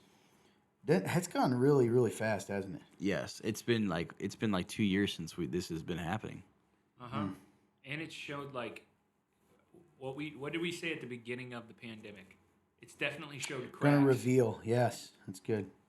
And the cracks have seemed to either get bigger or be more and more apparent everywhere we look almost. Oh, absolutely. Oh, this was an interesting thing I meant to find. Sorry, yeah, I'm glad you said that. But this is. This person, Jennifer Rubin, wrote, as we recognize that COVID-19 is not a deadly or even severe disease for the vast majority of responsible Americans, we can stop agonizing over, quote, cases, end quote, and focus on those who are hospitalized or at risk of dying, which I think is kind of cool because what they're saying is the Washington Post suddenly calls for shifting focus away from cases to measure the impact of the virus at a time when daily COVID-19 cases in the U.S. approach pre-Biden records. So what it's saying is, it's interesting that the Washington Post is suggesting this. Yes, Some of the Washington. it's wild. But a long story short, what they're saying is, hey, now we're all of a sudden getting people saying, hey, let's stop focusing on how many cases we're getting and focus on the cases, on the people who are really at risk, which I'm all for that. Yeah, it makes The sense. elderly, those with called comorbidities, meaning like they have health issues that could make it very deadly. Right. Right. Yes. So it's just interesting, man. It is. We're in some wild times. It's the more time goes on, the more you can almost kind of feel it like closing in, if that makes sense. Because I know for us, like even in the midst of like when this is all first happening, we're like, well, we probably don't feel it as much just because we're in a small town in Indiana. Yeah. But like you can feel as time goes, man. It's just you can feel it's creeping into all the cracks and crevices of America now. It's getting there. It's creepy. It's powerful. It's powerful. Anyway, love to hear your guys' thoughts on it. We know some of your comments, at least on the book, have been. You've asked us, hey, my comments are getting blocked. We don't really know anything about it, other than what we've told you guys is true. And keep watching the show because at a certain number you can keep breaking it. If something happens, you can't. You can shift over to YouTube or any of our other. We're everywhere, platform wise. That's right. But yeah, keep sharing the message and letting people hear this stuff. Absolutely. So we'll go. I think if it's okay with you guys, do a couple questions and maybe end up on one of the articles. We've ran pretty long right now, but I think a couple of these questions we should get to. Okay. Number one, AJ. Yes. Love these two songs. Quote, the song "Keep Me in the Moment" and "Scars in Heaven." Who sings them? Nice. So this is cool because you actually taught me something where I actually originally did not know these songs, and I got to listen to them, which is super cool. Yeah, we listened to them before we came on. That's right. So "Keep Me in the Moment" was Jeremy Camp, and "Scars in Heaven" was Casting Crowns. Yeah, powerful songs. Yeah, man, super powerful. I think "Keep Me in the Moment" was my favorite of the two. It just really spoke to me as far as what I could struggle with in my faith. So, what's the message of that one? If you like what you took from it, kind of with that song. I took it as like, man, the times when it doesn't feel worth it, or I feel like running away, or there's just so much going on around me that I'm like the overwhelming. It's like the inevitable overwhelming of life.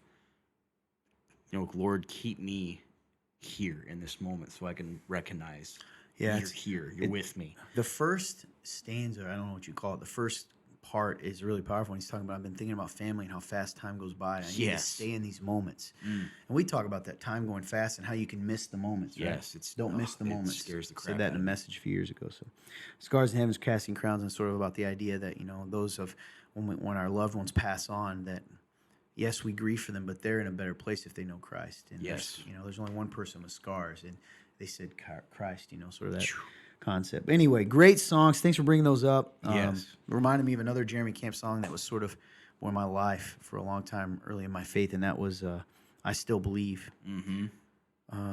So go check those out. Absolutely. Great songs. Thanks for referencing them for us. Let's see. Next question that we'll do is, why was Jesus baptized? A couple reasons. One was it was the beginning of his earthly ministry, and he was showing us and being an example to us and what we're supposed to do. That's right. It's that symbolism, right? Baptism is essentially symbolism and an outward declaration of an inward faith for us. We die to Christ when we're buried in that water, and when we're brought up, we are washed clean and reborn as his followers. And he told us to do that, to remember and focus, and to make that outward declaration. So in Scripture, when Jesus was baptized, it said the Holy Spirit came down on him like a dove. Some of the people saw this stuff. Oh, and man, it's this wild. is my son with whom I'm well pleased. And we are to, Jesus did it to set an example for us, and sort of his declaration of, I'm here, it's time. So that's my answer to that. Showed us how to live. Yep. Number 2, do all dreams have a meaning, and do all dreams come from God? Interesting question. I don't think all dreams have a meaning. And do all of them come from God? No, I don't think so, because then that would people use it as an excuse to do crazy things. I agree. So, I don't understand. Like I couldn't scientifically explain to you like what a dream is. I know that your brain's activity when you're asleep can enter a certain state, and that's what creates dreams. So a lot of it comes from your own experiences, your own mind, that what it remembers. That's why sometimes when you have a dream and you see someone but you don't know them, like you don't recognize them, you saw them in your life actually. They were just a passerby, but they become a part of your brain, which is crazy how powerful your brain is. So no, I don't think they have meaning, all of them. The Bible talks about people having dreams. And so can God intervene in a dream and show you something? Absolutely he can. But it doesn't mean they're all going to have a meaning, and doesn't mean God is in all of them. Yeah, I completely agree. I mean, we know that God can speak to you in dreams. Well, how do we know? Well, pray about it, and we assume. But no, every dream, we see in Scripture, he says he spoke through dreams. It will never contradict Scripture. It will never tell you to do something crazy. That's right. It's not going to tell you to leave your spouse. It's not going to tell all those things. It's not going to tell you to sin. That's not from God. Nope. The other thing is, we know it's just like everything else. Our brains are created a certain way, and there's chemicals that come out and create that. So no, I don't think that. Do I think some dreams can have meaning? Sure. Yes, some Sure. I agree with that. Some can. So how do you know the difference? Pray about it and seek Scripture. That's good. All right. I think it's you, number 2. Okay, hold on, let me get closer to Mike. Oh, boy. What is your take on these verses? And it's because of this. It's 1 Corinthians 7:32 through 35. That's right. And they're reading from the TPT, which is what, the Passion The Translation? Passion Translation. Okay. It says, because of this, we need to live as free from anxiety as possible. For a single man is focused on the things of the Lord and how he may please him. But a married man is pulled in 2 directions, for he is concerned about both the things of God and the things of the world in order to please his wife. And the single woman is focused on the things of the Lord so she can be holy both in body and spirit. But a married woman is concerned about the things of the world and how she may please her husband. I'm trying to help you and make things easier for you and not make things difficult, but so that you would have undistracted devotion, serving the Lord constantly with an undivided heart. Let's start. 32 says here, I want to read this. Mine is the HCSB, I think the version, just so it's the same version. Same verse, a little different. I want you to be without concerns. An unmarried man is concerned about the things of the Lord, that he may please the Lord. But a married man is concerned about the things of the world, how he may please his wife, and he is divided. An unmarried woman or a virgin is concerned about the things of the Lord, so that she may be holy both in body and in spirit. But a married woman is concerned about the things of the world, how she may please her husband. Now I'm saying this for your own benefit, not to put a restraint on you, but because of what is proper, and so that it may be devoted to the Lord without distraction.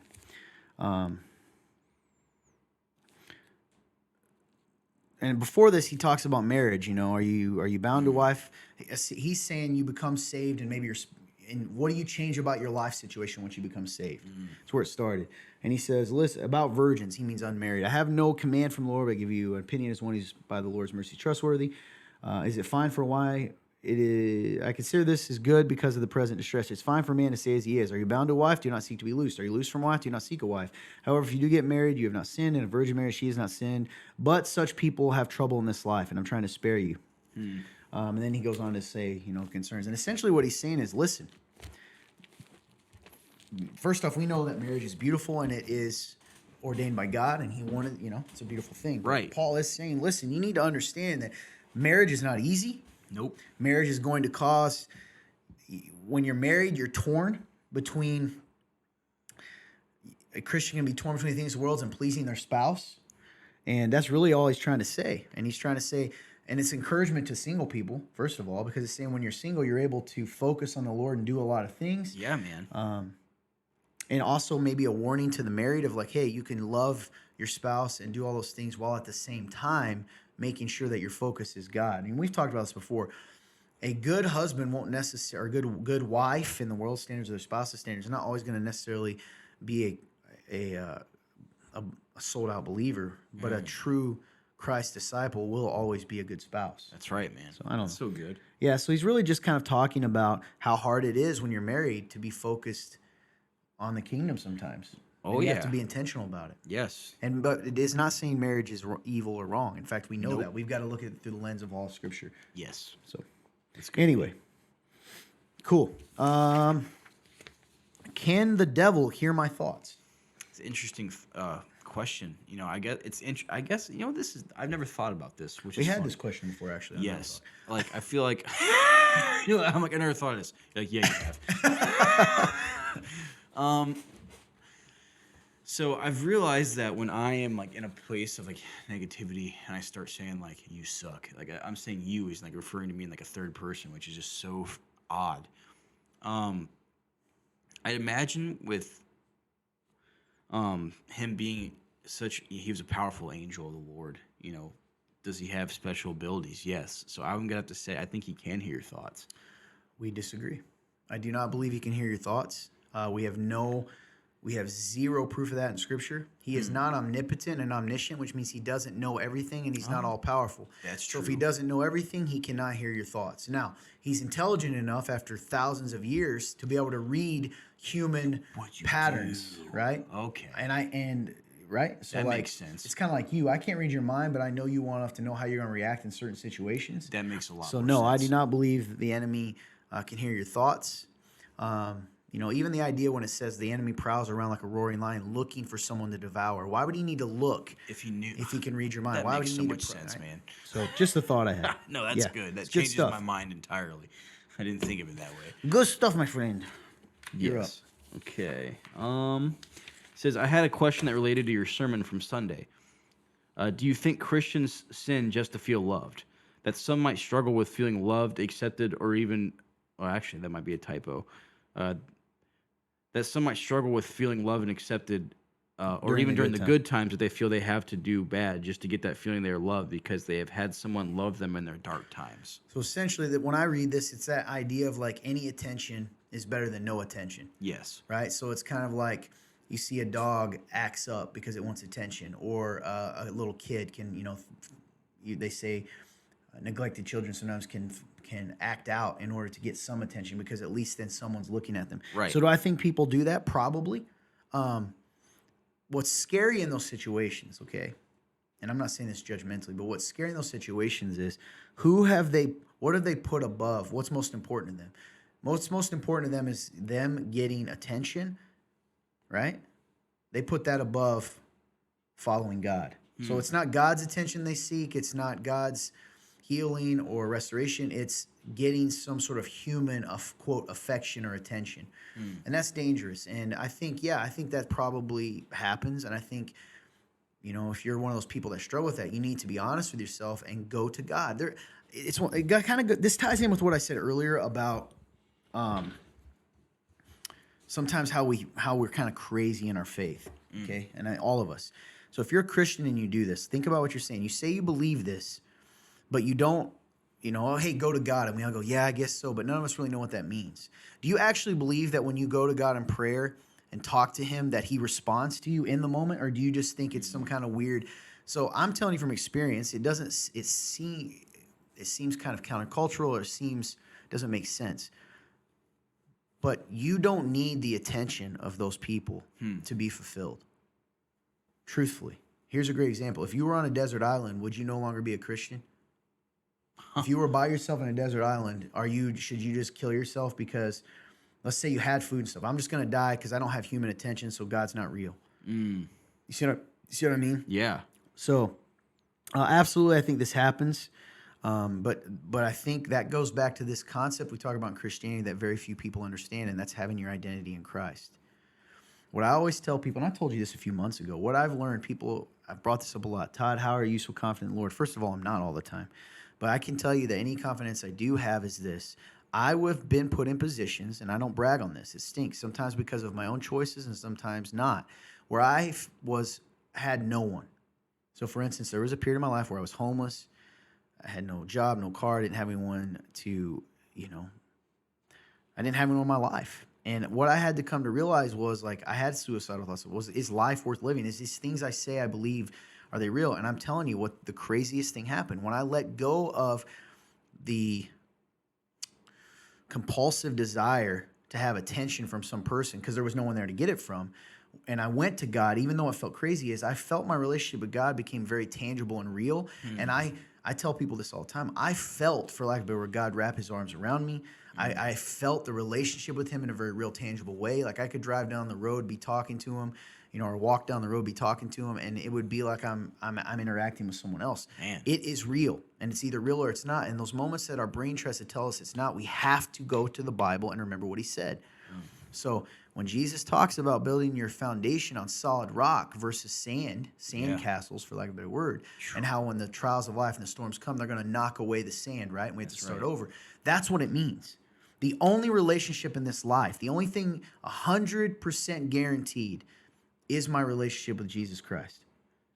And when you let yourself live in that, and I don't live out of it 100% of the time, 100% perfectly well, but when you do that, even when people don't love you, even when people turn their back on you, even when people don't see you, you can have comfort, even supernaturally and emotionally,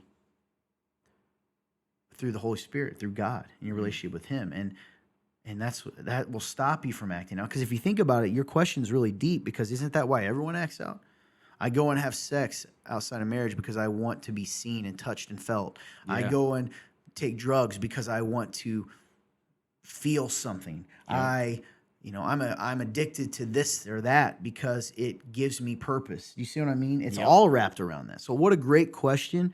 And I don't know if that helps answer it at all. I think so. Do you think? But yeah, I think that happens. And when it does, we can't control other people, but we've got to focus on ourselves. I will say one other thing. I do think this is a great wake-up call for me even. Do I give as much attention to people when they're not in crisis as I do when they are? And if I don't, is that really loving them? Like I should see people when they're doing good. Huh? What's that? The mountaintop versus the valley idea. Yeah, man. Do I only see them when they're in the valley? Because that's sad. And that probably is true. Even within the church, like we like projects, right? When you're a project, you get a lot of time and attention. So then we people get to would feel good. Yes, that's so good. It makes us feel good about ourselves. Yes, and then people would always want to be in a valley then, because then people are you're seen. Yeah, then you're being loved. Well, yep, that's It good. goes back So to thank you for asking. It convicts me and makes me want to make sure that I'm loving on people who are doing the right things, not because there is this weird, you kind of condition people that people, because I've been told this, Todd, do you not value people that were raised in the church and who have done things the right way? And sometimes I probably do come off like I don't, when I actually think it's one of the most beautiful things in the world. Yeah. Good friend Andy has talked about that. He has said, and it's so true, he's like, don't talk to the people who have had to go through what I went through, or who did and didn't follow God and went into sin and then came to know him. Yeah, that's a cool story, but I think it's even cooler the people who withstood that and walked through life following God from an early age. Man, it's true. And so I apologize if I ever seem to glorify not growing up in the church. I actually say it sadly, because I think yes, the church can hurt you, but I think if you're a much healthier person because Yes, God has wired us that way. I would agree. Anyway. Definitely healthier. Just my thoughts. Yeah, man. It's good. So I think we've each asked. Yeah, I think that's it. I'll give you one more. Toilet paper rolled over or under? Oh, dude, over. Easily. I think we did talk about this actually. I brought it up when it wasn't on the list. Yeah. We talked about it last week. We just added it to the list because it wasn't on the list. That's Never right. mind. So here's what I will ask you, AJ, instead of that one. Okay. Will you guys ever do Real Talk Live again? I loved being able to interact and give my thoughts on what you guys are talking about and ask questions in the moment. So there's actually Rumors, some plans. rumblings. Some plans, rumblings. I don't know what to call it. Who knows, man? Stay tuned to our social media, especially our TikTok. I think there's some clues coming out whether this might be happening. Interesting. Right? Fun Turn, you heard that story? Oh yeah. I think we've got some moles out there giving information they shouldn't be giving. Oh, Yeah. I hear that anyway. So stay tuned. Anyway, I think that's about it for today. We missed you guys on Real Talk Live. But anyway, you Yes. got anything to say, man? Just thank you guys so much. You know, it's so cool. You know, I know. Just another, I guess, a little confession, real quick, is like Yeah. I don't know. I take for granted a lot of my life, and I tend to not see the cool impact that this show has. So I am willing to say like I don't always give it my best effort or my best thought. And so thank you guys so much for, despite that, being so cool to come alongside us, and you're part of the kingdom for that. Like you guys have brought people, because of your willingness to share and listen and just stay tuned. People have, I mean, they've made steps in the faith because of that. Amen. And that's so cool. And I personally apologize because I forget that sometimes. I forget that, you know, there is, you know, there's Trents in the world who needed to see this. And now, Love you, Trent. love you, brother. And it's so cool. And I just wanted to say that I love you guys so much. And you guys have made my world so, I mean, you blessed me so much by your input, your feedback, your guys' you know, just tuning in, sharing it, and you know, it means so much. And I'm sorry that I have not always acted in that gratefulness. So I love you guys. Thank you so much for just watching. I hope you guys appreciate this episode. It's a fun one. I'm excited to release it because we go in a lot of places. So if you are watching from Facebook, please share the video. Put a little blurb at the top of why you liked it. Someone will click on it. I'm And telling you. keep writing those comments. Even Yes, if it, keep commenting. You know, let's defeat it. Let's overcome. love it. If you're watching from YouTube, go ahead and hit that subscribe button if you haven't already, and hit the notification bell so you get notified whenever we post. If you're watching from Rumble, thank you guys so much for watching from Rumble. That's so cool because I know we're not really very well known on that platform. Hoping to be. But if you're one of those people, that's awesome. And share it from Rumble too. Share Rumble, Rumble link. Do whatever you can do to get past the other place. I think that's it. Fun Turn? I think he covered most of it. Continue sharing our stuff. Leave us reviews on the podcast stuff. That really helps us on the business into things. Leave something written down. In the bottom, you can even tell us even if you like just peanut butter and jelly sandwiches. You've heard it before. Or your favorite Reese's, because they have like 30,000 of them now. What's your favorite Reese's item right now? Let us know. Give us that 5-star review. And Nice. if you don't have nothing nice to say, we ask you not to leave a review. It was nice seeing you, but please don't leave a review. If you don't like it, we're glad you stopped by. But if you want to chop it up and even ask questions, even if you want to go into it a little bit, again, there's rumbling on the horizon. Maybe Real Talk Live will be back where we can go on ahead and chop it up. We've definitely gotten into crazy things on that. So, Oh yeah. well, this has been an awesome episode. I'm excited to see what happens with this one as well. At the very least, everybody share YouTube too and everything else. Loremaster Galaxy. Hey, so thank you. And you're right on, Fun Turn. Thank you guys so much. I love you guys. Thanks for Love you putting too. up with me. Great show. Great questions, great thoughts. Thank you guys so much, especially all of you that are part of the Book Nook, Book Nook. the YouTube crew. Blah, The blah. U crew. Yeah, so regardless, rumble jumble. Hey, we are a nonprofit, meaning we ain't rich. We don't do this for a bunch of cash. But a couple things I would say. One is if you're listening and you have a local business or even on, and you want your product reviewed, we have reached literally thousands. Some episodes we have had, particularly our live, we have reached 3,000 people at a time. If you're a local person and you want a little spot or want us to review your product, get a hold of us using the link that we provided, www.theremnant.live/real-talk. Just use it like you're asking a question. Hit that in, and we would love to review your product, give your thoughts, and have it reach some people that maybe it wouldn't reach otherwise. The other thing is, if you want to donate, again, complete nonprofit. We're a nonprofit organization sponsored by a church. You can go to www.theremnant.life/give. Use the drop-down box to go down to Real Talk, and you'll know it'll go directly into this show. Yes. Keep these guys and me here so that they can eat and we can survive. Yeah. So other than that, I hope you guys have a great day. We love you so much. Had a great time. God bless you.